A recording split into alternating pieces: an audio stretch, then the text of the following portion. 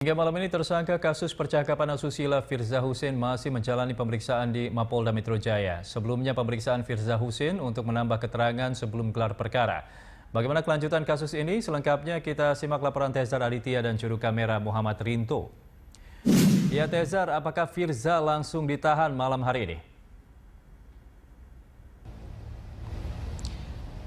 Ya, Andra, memang keterangan dari pihak Kabid Humas Polda Metro Jaya, Kombes Pol Argo Yuwono, yang menyatakan bahwa hingga saat ini memang polisi sudah menetapkan Firza sebagai tersangka.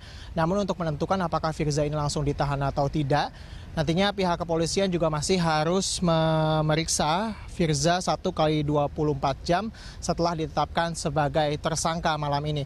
Yang berarti bahwa penetapan ditahan atau tidaknya Firza ini kemungkinan besar akan ditentukan pada besok sore atau besok malam. Nah, memang kita tahu bersama bahwa Firza hari ini merupakan pemeriksaan pertama Firza untuk kasus dugaan pelanggaran undang-undang pornografi atas chat berkonten pornografi. Dan memang tadi Firza sendiri sudah datang sejak pagi sekitar pukul 9.40 dan tadi juga setelah pemeriksaan polisi juga mengaku langsung melakukan gelar perkara untuk menaikkan status Firza Husein. Dan memang tadi keterangan dari Argo Yuwono juga Firza ini dikenakan pasal 4 ayat 1 Jungto pasal 29 dan atau pasal 6 Jungto pasal 32 Undang-Undang tentang pornografi dan juga pasal 8 Jungto 34. Memang jika kita merujuk pada Undang-Undang pornografi, ini pasal 4 dan juga pasal 6 ini dikenakan bagi pihak-pihak yang membuat konten pornografi, sedangkan untuk pasal 8 sendiri jika kita melihat undang-undang pornografi ini dikenakan kepada pihak yang meminta seseorang untuk membuat konten bermuatan pornografi. Demikian, Andra. Ya Tezar, lalu bagaimana kelanjutan kasus ini? Apakah akan berlanjut dengan pidana pornografi dan undang-undang ITE? Lalu bagaimana sikap Polda soal Rizik Syihab sendiri?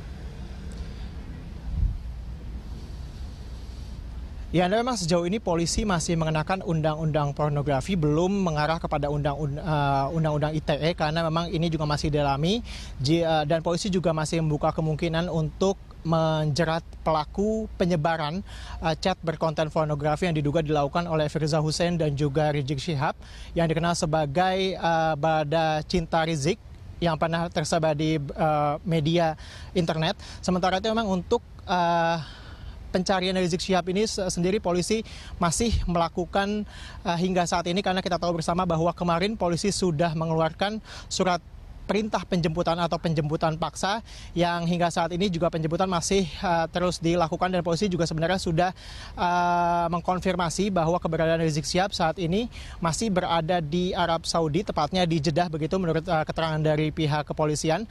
Namun memang untuk red notice sendiri, polisi memang belum merasa perlu untuk melakukan red notice yang disebarkan kepada Interpol karena memang status Rizik Syihab saat ini masih sebagai saksi, belum dinaikkan statusnya. Dan polisi juga berharap bahwa nantinya Rizik Syihab dapat bersikap kooperatif.